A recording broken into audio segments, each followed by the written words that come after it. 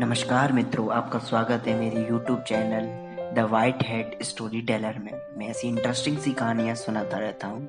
अगर आप मेरे YouTube चैनल पर नए हैं तो मेरे चैनल को सब्सक्राइब कर दें, बेल आइकन को दबा दें, जिससे कि आपको इंटरेस्टिंग स्टोरीज आपको सबसे पहले पता चल जाए। और हाँ, आज की जो वीडियो है वो निंजा हथौड़ी पर है। निंजा हथौड़ी आपने निक पर आने वाला एक कार्टून है जो कि बहुत ज़्यादा बचपन में हम लोग देखा करते थे। पर क्या आप लोगों ने कभी सोचा नहीं कि क्या इसके पीछे की कहानी है? क्या निंजा हथौड़ी कहाँ से आया था, कौन था और कैसे वो केमिची से मिला, कैसे उनकी दोस्ती होती है, कैसे हमारा कहाँ से आया, पूरी कहानी आज की वीडियो में हम सुनेंगे। तो चलिए कहानी को स्टार्ट करते हैं। निंजा हथौड़ी। अब जब नाम निंजा हथौड़ी है तो निंजा होगा वो। तो वो एक ऐसे गांव में रहता था जहाँ हर तरफ से निंजा रहा करते थे। अब उन निंजाओं को कहा जाता था ईगा निंजा। जिस जो निंजा ग्रुप था उसमें से ईगा निंजा था निंजा हथौड़ी। अब उसी के पड़ोस में एक गांव था, जिसे ज़्यादातर कहानियों में हम पड़ोसी में गांव को दुश्मन गांव कहते, दुश्मनी गांव कहते हैं।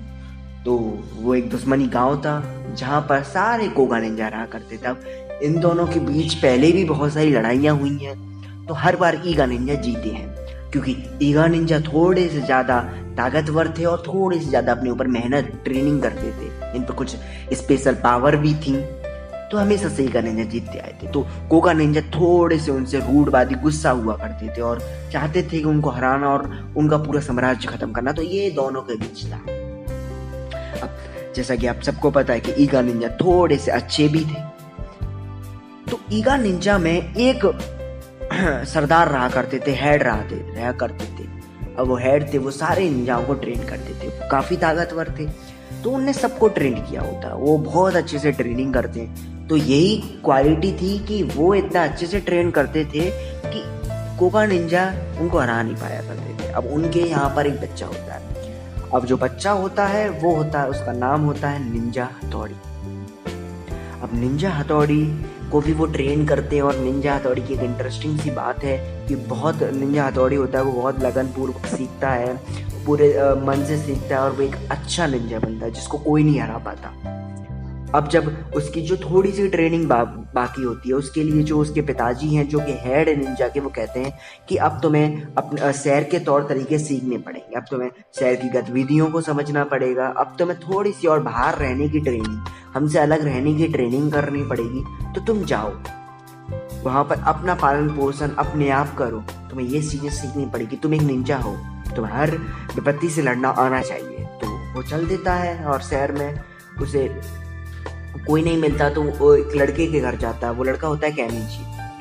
अब जो केमिची होता है वो पहली बार उसको देख रहा होता है। वो सोच रहा होता है कि निंजा भी इस दुनिया में होते हैं, निंजा कौन होते हैं, उसने पहली बार निंजा देखे होते हैं, अब तक तो टीवी पर देखे होते हैं। तो देखकर थोड़ा सा आश्चर्यजनक हो जाता है और फिर धीरे धीरे करके हथौड़ी उसके साथ फैमिली हो जाता है। अब हथौड़ी के गाँव से उसका डॉगी शिशिमानु और उसका भाई शिंजो आ जाता है शहर।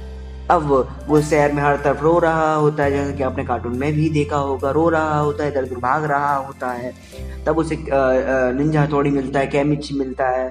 तो धीरे धीरे करके ये पूरी फैमिली हथौड़ी की वो सेटल हो जाती है केमिची के घर में। अब केमिची के जो माता जी थे, पिताजी थे, मम्मियाँ, पापा थे, वो भी अब हथौड़ी को अपना बेटा मानने लगे थे। शिशिमानु को क्या कहते हैं कि अपना डॉग मानने लगे थे। और सबसे अच्छी बात, उसको अपना छोटा बेटा मानने लगे थे, शिंजो को। अब उसको तैयार भी करते थे, उससे मजे भी करते थे, सब पूरी फैमिली बन चुकी थी। अब जब पड़ोसी में दुश्मन देश था, तो वहां पर एक लड़का था जिसका नाम अमारा था। वो भी काफी अच्छा था। अब वो भी शहर जाता है और शहर जाकर वो केमिची के स्कूल में पढ़ रहा होता है। केमिची को वो हर बार हमारा हमेशा परेशान करता है। अब हमेशा परेशान करता है, तो एक दिन हथौड़ी को पता चलती है। तो हमें हथौड़ी देखता है कि वो दोनों एक दूसरे को पहचान जाते हैं। वो देखता है कि ये तो एक कोगा निंजा है जिसका नाम हमारा है, वो यहाँ पर परेशान कर रहा है। फिर दोनों के बीच में लड़ाई होती है। तो आपको पता ही कि हथौड़ी हमेशा से जीतता है, तो इस बार भी हथौड़ी जीतता है। तो अब इन दोनों के बीच में जो भी लड़ाइयाँ थी, अब इसके पास एक कैट भी हुआ करता है, ठीक है, कियो नाम का, जो इलेक्ट्रिसिटी पावर होती है उस पर। ठीक है। तो इन दोनों के बीच में जैसे भी लड़ाई हो, पर जब भी समय अगर विपत्ति का आता है, जब समय साथ होने का आता है, जब एक दूसरे का प्यार का समय आता है, तो दोनों एक दूसरे के लिए खड़े थे, दोनों एक दूसरे से प्यार करते थे, दोनों एक दूसरे को बहुत ज़्यादा अंदर से चाहते थे। ये थी दोस्ती निंजा हथौड़ी और निंजा अमारा की। तो अब क्या होता है कि जो उसके पिताजी होते हैं वो जो कैमिची है और निंजा हथौड़ी है वो बाजार गए होते हैं, और निंजा हथौड़ी के पिताजी आते हैं और वो कैमिची के मम्मी पापा से मिलते हैं और कहते हैं कि यहीं पर रहता है मेरा बेटा निंजा हथौड़ी, मैं उसका पिताजी हूँ और अब उसका समय आ गया है उसको ले जाने का।